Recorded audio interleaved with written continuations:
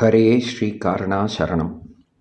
மிக ஆச்சரியமானதொரு சம்வத்சரோத்சவம், அதாவது வருஷ பூர்த்தி வைபவம் நம் காரணராஜர் சன்னதியிலே கேள்விப்படாத உற்சவமாக இருக்கிறதே என்று நீங்கள் கருதலாம். உண்மைதான். இதுவரை சம்வத்சரோத்சவம் என்ற உற்சவம் நம் காரணராஜர் கண்டருளினது இல்லை. முதலிலே இந்த சம்வத்சரோத்சவம் என்றால் என்ன? அதாவது வருஷ பூர்த்தி உற்சவம். எதற்கு வருஷ பூர்த்தி?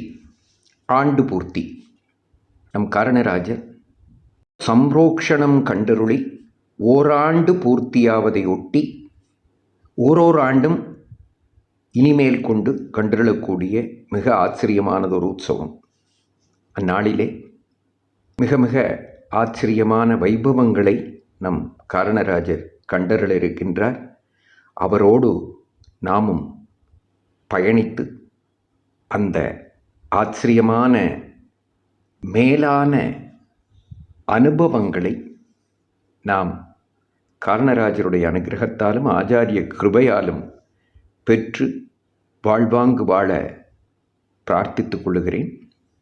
எதிர்வரக்கூடிய 24/1/2026 சனிக்கிழமை அன்று மாலை 4 மணி அளவிலே நம் குரல் காவலப்பர், நாம் செல்லமாக சின்ன பெருமாள் என்று அழைக்கக்கூடிய பெருமாளும் நம் சன்னதியிலே சம்பிரோக்ஷணத்தை ஒட்டி எழுந்தருளி இருக்கக்கூடிய ஷாளக்கிராம பெருமாள்களுமாக சேர்ந்து திருமஞ்சனம் கண்டருளி சுமார் 6:20 அல்லது 25 மணி அளவிலே வெளிப்பிரகார புறப்பாடு பந்த காட்சியோடு, மிக ஆச்சரியமானதொரு காட்சி.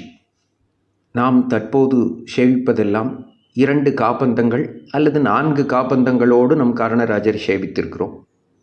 அந்த ஆச்சரியமான ஆண்டு பூர்த்தி வைபவ நன்னாளிலே நம் காரணராஜர் உபயநாச்சிமார்களோடும் சின்ன பெருமாள் ஏகாந்தமாகவும் ஏராளமான பந்தங்கள், காபந்தங்கள் சமர்ப்பிக்கப்பட்டு வெளி பிரகார புறப்பாடு கண்டருளி நம் யாகசாலை அருகிலே அமைக்கப்பட்டிருக்கக்கூடிய தெப்ப திருத்தொட்டியிலே எழுந்தருளி தெப்போத்சவம் என்று சொல்லக்கூடிய ஆச்சரியமான ஒரு உற்சவத்தையும் கண்டருள இருக்கின்றார். எல்லாமே காண்பதற்கும் அனுபவிப்பதற்கும் கண் கோடி வேண்டும் என்று சொல்லும்படியாக அமையக்கூடிய வைபவங்கள். ஆகவே சேவார்த்திகள் தங்கள் உற்றார் உறவினர்களோடும் நண்பர்களோடும் வேண்டியவர்களோடும் குறிப்பாக வேண்டாதவர்களோடும் கூடியிருந்து குளிர வேண்டுமாக பிரார்த்தித்து கொண்டு அமைகிறேன். நன்றி, வணக்கம்.